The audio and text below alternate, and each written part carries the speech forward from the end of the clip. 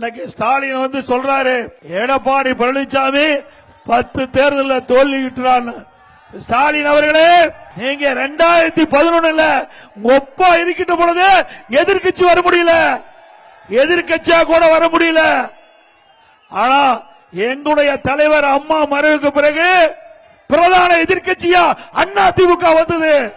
அதிமுக 66 இடங்கள் வெற்றி பெற்றது. கூட்டணி 75 இடங்கள் வெற்றி பெற்று பிரதான எதிர்கட்சியா வந்தோம்.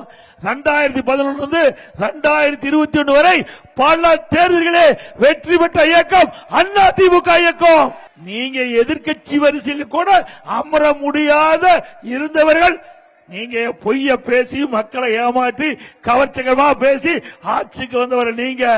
இந்த 5 ஆண்டுல மக்கள் பட்ட துன்பம் வேதனைகள் அத்தனையும் இன்றைக்கு வருகின்ற சட்டமன்ற தேர்தல் மூலமாக வெளிப்படுத்துவாங்க.